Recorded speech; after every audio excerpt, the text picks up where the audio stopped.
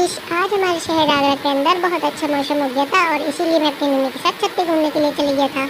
देखिए कितनी अच्छी हवा चल रही है और इतना बड़ा पेड़ है, ये देखो कैसे हिल रहा है, कैसे कितनी तेज़ हवा है। ये पेड़ बता रहा है आपको हिल के कि ये इतनी तेज़ हवा चल रही थी। और ये देखो नन्नी मुझे इस पेड़ की पत्ती दिखा रही है जो कि हवा से टूट के हमारी छत पे आ रही थी। तो मम्मी कहती थी कि देखो इस पेड़ की पत्तियाँ कैसे हमारी छत पे टूट टूट के आ रही हैं।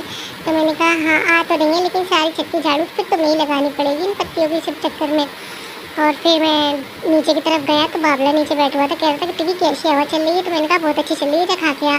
तो नहीं वो गया ऊपर, फिर मैंने कहा कि देख पानी भी आने वाला है, गीला मत हो जाइए ऊपर।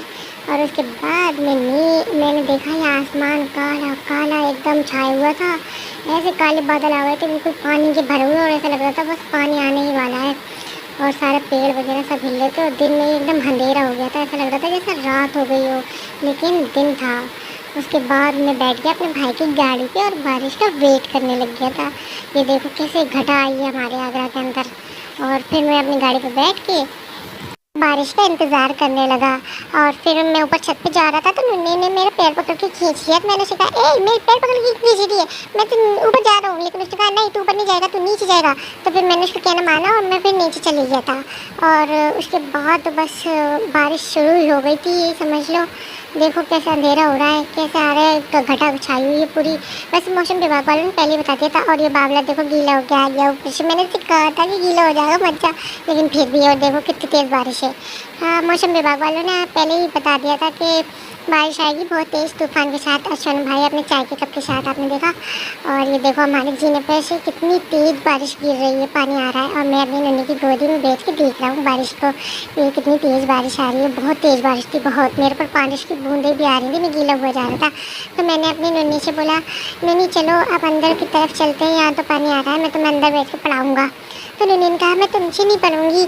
मैंने कहा नहीं नहीं मैं ही तुम्हें पढ़ाऊंगा, मैं ही पढ़ाऊंगा तुम्हें, मैं ही पढ़ाऊंगा। लेकिन वो मान नहीं मैं तुमसे नहीं पढ़ूंगी। तो मैंने कहा नहीं अगर तू नहीं पढ़ेगी तो मैं तेरा फ़ोन उठा के रख दूंगा।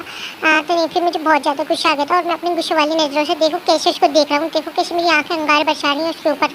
वो मान ही नहीं रही थी, फिर भी मैं अपनी आंखों से लगातार पोकेमोन वाली आग उसके ऊपर फेंक रहा था, क्योंकि वो पोकेमोन की फैन है ना। फिर उसके बाद मैंने कहा कि मैं तो रूठ जाऊँगा जाओ अगर तुम मुझसे नहीं पढ़ोगी तो। फिर उसने कहा कि नहीं टिग्गी मान जाओ, मैं तुमसे पढ़ लूँगी, लेकिन मैं तुमसे कैसे पढ़ूँ, तुमसे तो पेन भी पकड़ना नहीं आता।